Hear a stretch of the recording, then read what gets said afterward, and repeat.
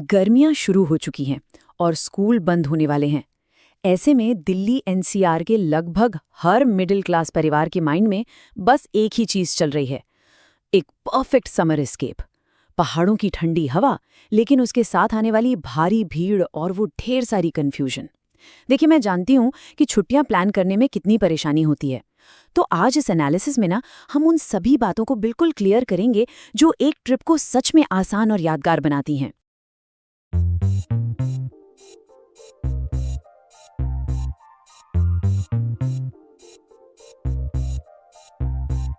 दिल चाहता है,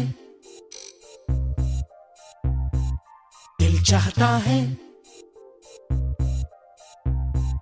दिल चाहता है, कभी न बीते चमकीले दिन।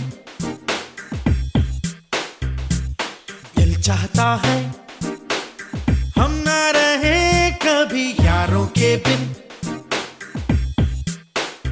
तो चलिए सीधे इसमें डाइव इन करते हैं। हमारी एक्सपेक्टेशन आखिर होती क्या है? शांत, बर्फीले पहाड़ और खुशी से मुस्कुराते हुए बच्चे, बिल्कुल उन ट्रैवल ब्रोशर्स की तरह। लेकिन एक्चुअल रियलिटी क्या होती है? रियलिटी होती है फ्राइडे रात का दिल्ली से मनाली वाला भयंकर ट्रैफिक जैम, गाड़ी में रोते हुए बच्चे और रास्ते भर मोशन सिकनेस की टेंशन। आज हमें बस इसी एक्सपेक्टेशन और रियलिटी के बीच के फासले को कम करना है। और ये वाली बात एकदम दिमाग में बिठा लीजिए। एक खूबसूरत पहाड़ी नज़ारे का क्या ही फायदा अगर आपके बच्चे 14 घंटे के सफ़र से इतने थक चुके हैं कि वो उसे एंजॉय ही ना कर सकें। फैमिली ट्रिप का मज़ा उस डेस्टिनेशन से कहीं ज़्यादा आप सबके कंफर्ट पर डिपेंड करता है। एक लंबा और थकाने वाला सफ़र किसी की भी पेशेंस की लिमिट तोड़ सकता है, चाहे बच्चे हों या बुजुर्ग।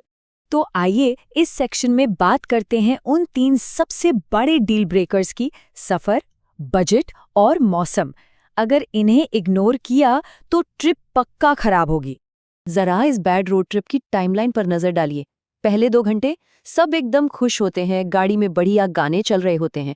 6 घंटे बाद असलियत सामने आती है, ट्रैफिक जैम शुरू होते हैं और बच्चों का सब्र टूटने लगता है।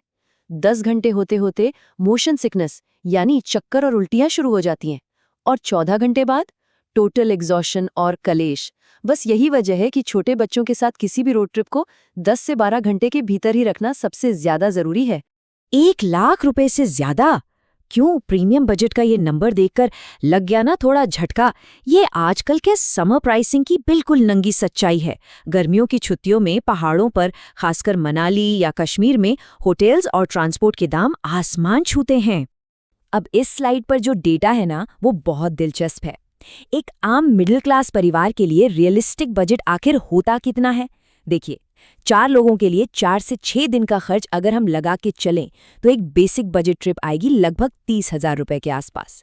एक आरामदायक और कंफर्टेबल छुट्टी चाहिए तो 62,500 लग जाएंगे, और प्रीमियम एक्सपीरियंस के लिए वहां बजट आराम से 1 लाख क्रॉस कर जाएगा। लेकिन सही जगह चुनकर आप अपने खर्चे को कंट्रोल में रख सकते हैं। सही जगह से याद आया, मौसम।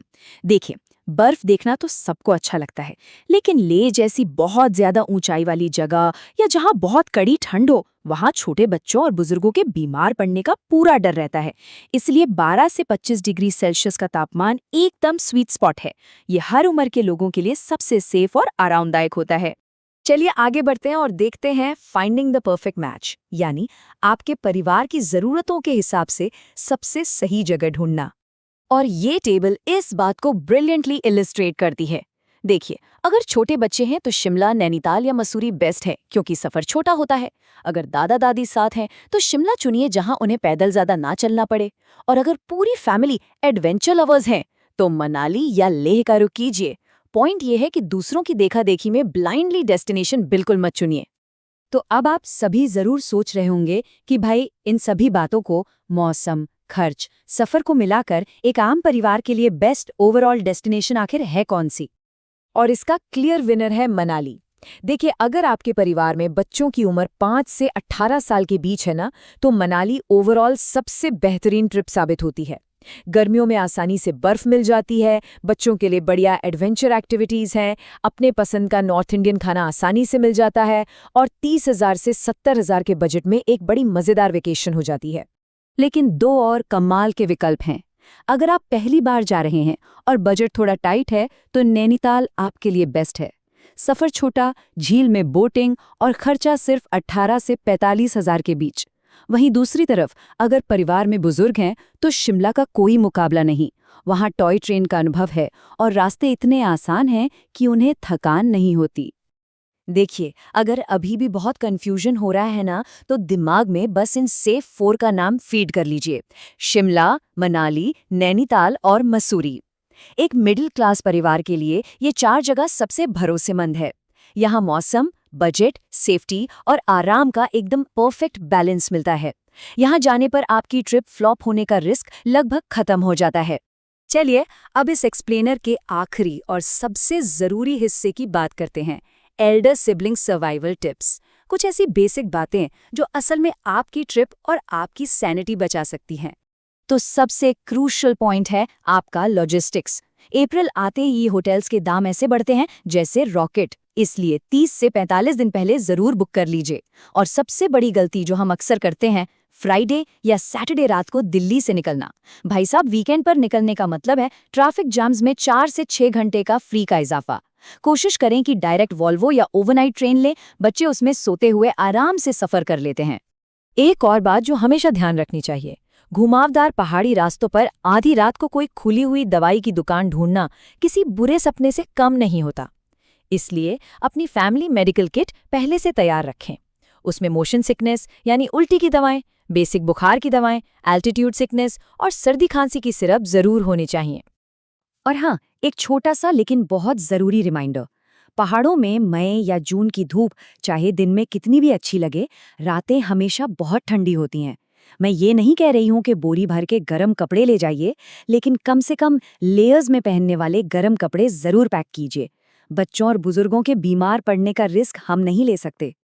तो अंत में मैं आपसे बस एक सवाल पूछकर इस चर्चा को यहीं ख़त्म करना चाहूँगा। क्या आपकी इन गर्मियों की छुट्टियाँ थकाने वाले ट्रैफिक जैम्स और परेशानियों के लिए याद रखी जाएंगी, या उन परफेक्ट खूबसूरत फैमिली मोमेंट्स के लिए? सही प्लानिंग और अपने परिवार की ज़रूरतों को समझने से ही असली खुशी मिलती है। मुझे पूरी उम्मीद है कि इन टिप्स से आपको अपनी ट्रिप प्लान करने में भरपूर मदद मिलेगी। आप सभी को शुभ यात्रा।